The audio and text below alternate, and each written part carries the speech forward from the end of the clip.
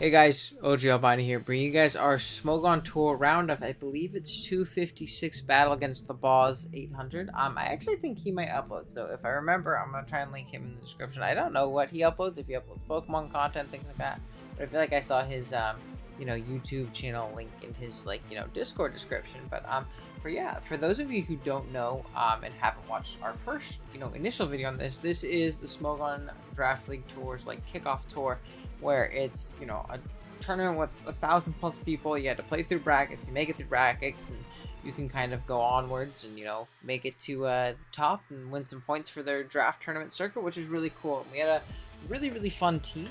We went 4-0 in brackets, so we earned a bye at round 1. I think this is around a 256, and yeah, win and we move on, lose and we're out. Basically how it goes. So we're going to try and ride this thing and go completely undefeated with this squad, which I definitely think we can do. I really like it a lot. You can see my opponents. Oh, and of course, if you guys do enjoy this video, be sure to drop a like on the video as well as subscribe to the channel. We're on our way to 2,000 subs, and if you want to help me out along that journey, I would appreciate a ton. We're already at 1,700, so we're getting pretty close. But yeah, that being said, I'm going to go over the teams really quick. Obviously, you can see above me my opponent's team. They have Espathra, a Terrachian Pow. Sorry, it's 1 in the morning. I'm recording this after relaxing a little bit after work, and I got work in the morning, so I'm a little bit all over the place. But a Terra Chien Pao, an Azumarill, Meowscarada, Scizor, and Rotom Heat. Well, our team, if you did forget, consists of the Terra Chien Pao, Fortress, Spirit Tomb, who's making, I think is only his second game so far, Garchomp, Rotom and the Azumarill. Now, pretty terrifying team, right? One thing to note, which is great for me, is that Espathra is not Terra, which is weird because you're like, oh man, Owen, you're trying to play a Terra Chien-Pao.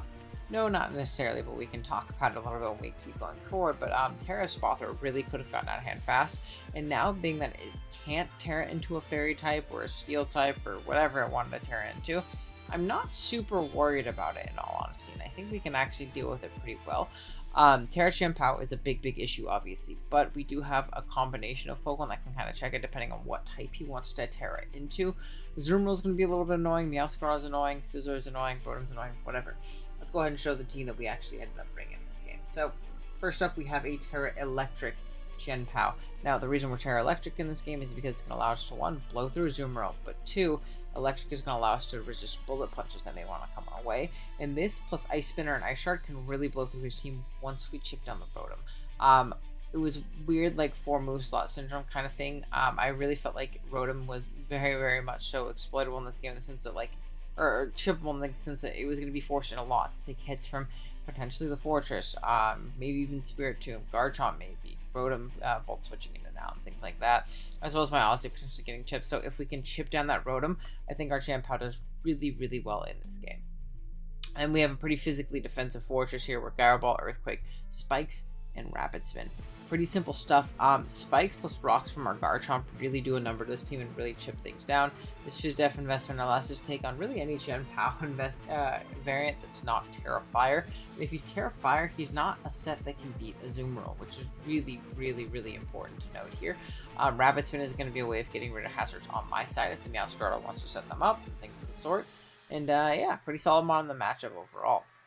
Then we have our Assault Vest Spirit Tomb. This is going to be our main Espathra check. We are Payback, Shadow Sneak, Shadow Ball, and Psy Shock. Sorry, there was also a Clodsire and a Steam. That's why we're Psy Shock on this team set. It doesn't really do anything against the 6 that he ended up bringing. It's weird because, outside of, Payback, Spirit Tomb really doesn't have physical Dark Stab this gen, right? It could kind of, hit things decently hard previous gens. But I don't know, maybe I'm tripping because I'm trying to think of what it got before Dark Stab wise on the physical side. Maybe it just doesn't get good coverage on that side in general, but Payback is going to hit the Espathra really hard when it elects to, obviously attack us and do any type of damage with Dazzling Gleam. And obviously Dazzling Gleam is a little bit scary, but with our Spadef investment, we're pretty much max Spadef AV. Not much, it's not doing much to us, even at +1, +2, even +3. We should be able to eat up those hits pretty well. Shadow Sneak for priority, Shadow Ball, and Psy Shock for just good overall coverage. So stab into the team. Then we have a Lumberry Garchomp with Earthquake, Dragon Claw, Swords Dance, and Stealth Rock. We're Lumberry on the set just to, be able to avoid a burn from that Rotom Heat. Really, that's it. Other than that, our dual stabs go absolutely crazy. We can Earthquake, Earthquake, Earthquake, Dragon Claw, Earthquake, Dragon Claw. He does not switch into it well. We can also find a position to get up at rocks. Again, this plus a spike is really going to help in that Chien-Pao endgame and really chipping things down, as well as, you know, putting the rest of my offense in a good spot, which is awesome. Then we have a Rotom-O, rocking out with Levitate. I have its ability, obviously, leftovers. We are Volt Switch, Leaf Storm, Will-O-Wisp, and Protect. Protect is going to allow us to get some good lefties recovery on this thing, since we can't be Pain Split, as well as, you know, rack up burn damage on our opponent if the opposing Rotom isn't already in, which I think is really, really nice. It's also going to allow us to scout for choice moves on Chien-Pao, on Azumarill, on Scizor, on Meowscarada, you know, depending on what he is. If we can confirm that they're, you know, choice earlier in the game, later in the game we can really scout out and go for Protect and, you know, go from there. Physically defensive also gives me a check to the Azumarill, which can be really scary with the belly drum up. It absolutely rips me with the belly drum up, actually. So having a physically defensive Rotom to kind of take on those Aqua Jets and be able to either Leaf Storm or Volt Switch out, depending on how healthy it is pretty important in my opinion. And yeah, it spreads burns. It kind of soft checks Meowscarada. I can't touch it though, is the only thing I don't like, but I can take hits from it obviously and burn it, which is nice. And lastly, we have an AV Azumarill, which is incredible in this game. Where Liquidation, Ice Spinner, Aqua Jet, and Trailblaze, pretty offensive but pretty darn strong. Again, if he's Terra, like Poison or Electric on his Chien-Pao, then our Fortress beats it. But if he's like Terra Electric or anything like that anyways, he kind of beats and kind of cleaves through us. So I like the offensive set a little bit more. If you look at his team, he does not appreciate it. The Espathra Liquidation, same thing with the Chien-Pao. Trailblaze for the opposing Azumarill, which I think is pretty cool, as well as boosting our speed. It's going to allow us to outspeed some things that might end up being a little bit faster than us naturally. Ice Spinner for the Meowscarada. Liquidation. The only issue is, I know you see it there, I'm thick fat. I did not mean to be thick fat. And you're going to see it's going to actually come up pretty big and play a big role in this game and how things play out. I did not mean to be thick fat, and yeah, you'll see what happens in the actual game itself. Okay, with that being said, we can go ahead and jump on into it. I always elected to kind of want to lead Garchomp here. I didn't really expect like a Chien-Pao lead, and everything else I can kind of take a hit from. I honestly kind of force Scizor out in case I'm like Life Orb special, like Fire Blast or something like that. I can nuke it. Rotom I can take on and force some chip with Dragon Claw, which I probably would take the chip on Dragon Claw on the Rotom, opposed to getting at my rocks, just because that chip again is so important for my Chien-Pao. This thing can't kill me in one. The Azumarill I have a good check to, and yeah, the Espathra I have a good check to, and it's definitely not the lead in this game, but he's going to lead with the Meowscarada. I am actually going to elect to just get up my rocks right here. I kind of expect him to either knock off or U-turn or something of the sorts, expecting my Fortress to come in. Or just not wanting to take a Scarf hit, but he actually elects to go for a Play Rough, which is going to do a decent amount, doing a little bit of rough skin as we do get up our rocks. Pretty unfortunate, but we do live non-offensive Rotom overheats from here, so we can still kind of pivot in on that thing. In the worst case, it's a sack later on. Rocks are still going to be very, very important in this game. Now we're going to go on Fortress. He doesn't end up, you know, making a read and doubling out. He's actually just going to take Rocking Helmet Chip from that Play Rough right there. You're going to see he hard switch out, and this should kind of tip me off that he's choiced at this point as well, being that he didn't just U-turn, but at the same time, I can't really call that 100%, just because, like, U-turning is also kind of pointless, and since I am going to stay in, I was already in with this thing, and U-turning just makes him take more helmet damage. So, I couldn't really make a call that he was choiced, but I kind of had an inkling of a feeling that he might be.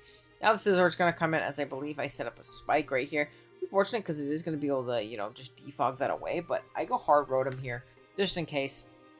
Because what it's going to allow me to do, it's either going to allow me to Volt Switch out on him scouting, for me Wisping, which he should do and go into his Rotom, or I'll be able to, you know, Wisp and burn something. So I am going to elect to just throw off a Volt Switch right here. He reveals the Protect, which is interesting. He's Defog, Protect, Bullet Punch, U-turn is what I assume that his set is right here, right?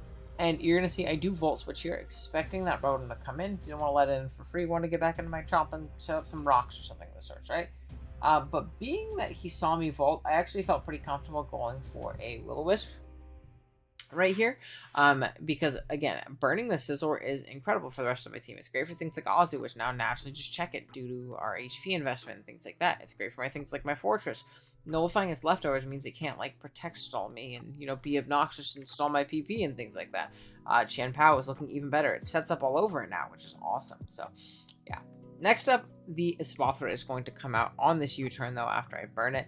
But again, I'm not super worried. I do have my Spirit Tomb right now, and this thing I'm in no danger of being swept by this at the moment, at least. He's going to Dazzling Gleam. He's only at +1/+1. So my payback, or the Dazzling Gleam bounce on my payback does a good 61. Bring him down very, very low. He does show to be the Protect set. I do just kind of continue to click payback right here. As he does Calm Mind this next turn. I believe I do Shadow Ball right here. Again, it does a decent chunk, and Shadow Ball should put him in range most of the time, depending on his set of a Shadow Sneak, but he does click the Protect again, which definitely makes sense. But I'm just going to be able to kind of click Shadow Sneak right here. He does live because of the double Protect turns, which is, you know, a cool tech, obviously, on top of being able to accumulate speed boost. It allows it to gain leftovers recovery over time. Not going to be enough for Spirit Tomb there, and it's going to take it out. Rotom's going to come out, and it's going to overheat, and I'm going to live. Now, in hindsight, I kind of wish I clicked, what do you call, oh, no, I did click Shadow Ball. In hindsight, maybe like something like a payback would have been a little bit stronger, but I didn't want him to, you know, potentially burn me or anything of the sort. And I'm able to get off a good 40% on this Rotom before I do go down to an overheat, which again, incredible. Chipping this thing is what I need for my Chien Pao to win. Just a little bit more chip and it'll be in range of a +2 hit and we'll be in a good spot. I'm going to elect to get on my rocks as I know he's not going to stay in. If he does, he wisps and it's not the biggest deal in the world. As the Meowscarada comes hard in, which is definitely interesting. It's not Resist Dragon. It was one Rocky Helmet hit away after taking a Dragon Claw from like being dead pretty much. But nonetheless, I'm feeling okay. I actually elect to pivot out into Fortress right here. Just take any hit. I presumed a knock was coming. He actually makes a smart, or brings a really cool set and brings, what do you call it? Trick, which I didn't know Meowscarada actually got. And I think that's a really cool way of crippling Fat that wants to switch in on it and, you know, thinks it can take it on. In the case of my Fortress, I had no idea I got this. And my Fortress being tricked is really, really unfortunate because one, this Meowscarada,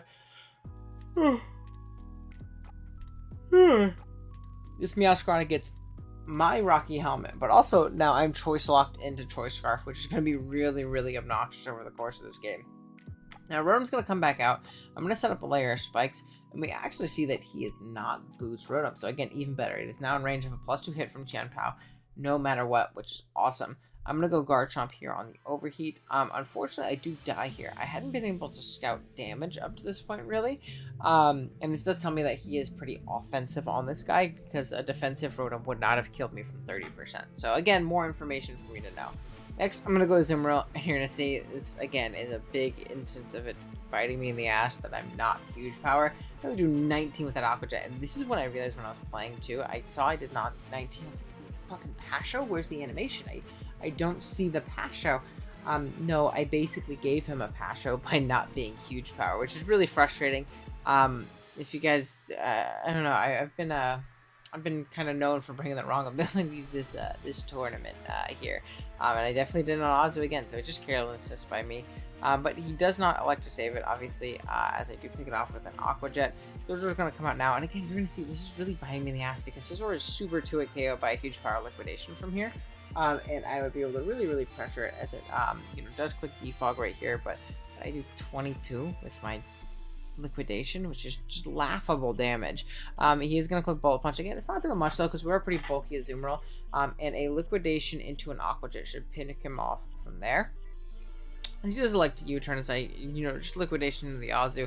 It's not Rocky Helmet, thankfully, which is great, and it does elect to click Belly Drum in the face of my Azu, which again, I'm completely fine with. I still have my Rotom, and I just get a free Volt Switch here. There's nothing blocking my Volt. I'll be able to get out into something better and put myself in a better offensive position right here. As usual, once again, does click that Belly Drum, so I'm glad that we ended up bringing this set as I do Leaf Storm there. Now, I would have volted if it clicked anything but Belly Drum, but looking at the couch, depending on how bulky he was, I actually could have not killed him with Volt Switch, and that basically meant a sack piece. So I felt like I needed to risk that Leaf Storm and click it. Thankfully he switched because I missed, and again that would have been the game, but thanks to you know, Scizor coming in, we're gonna be okay and see another day. It volts out, it lives on 1. I deserve that. As the Azumarill is gonna come in, take a little U-turn, and then Meowscarada is gonna come back out. I like to go back onto Fortress. There's no reason for me to go into anything else. I absolutely eat up anything this thing wants to do. The most damage it can do to me is like knocking me off, but then I'm not Choice Scarfed anymore, which is even better. So and not the biggest deal. Because right here, he makes a really interesting play. I'm not super sure why he made this play, right? So he's going to U-turn out. Myself, I say, okay, I'm just going to go ahead and Gyro Ball. I assume he's going to sack the Scizor as to prevent me from, setting up a spike or, whatever it may be, or just sacking it to me attacking or something of the sort. And then he can go into Chien-Pao and revenge me if he's Terra Fire. He can go into Azumarill and try and revenge me, something of the sorts, right? But he actually goes hard Chien-Pao, which I found super interesting. I'm really glad that I ended up Gyroing here. As you're going to see, it pretty much saves me the game, at least at this point, as he does show to be Terra Fire. He knocked out my Fortress, but again, this gives me the information that I need to know that my Azumarill can check it right here. So I am going to go back out into Azu right here. He's going to go Scizor, finally stack it off. Makes sense. There you go. Now it's gone, and we're in a 3v3 situation.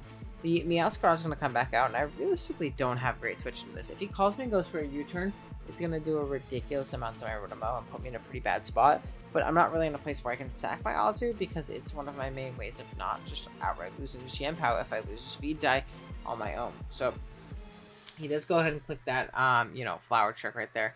And this next turn, I'm going to Protect, Volt Switch out, sorry. We're not going to Protect. We're going to Volt Switch out, just to gain a little bit of momentum. You see, this Volt Switch does not kill, so I'm glad we made the Leaf Storm play earlier. Chien-Pao is going to come out, and I believe Terra Electric, yep, and we just go ahead and throw off that Terra Blast there.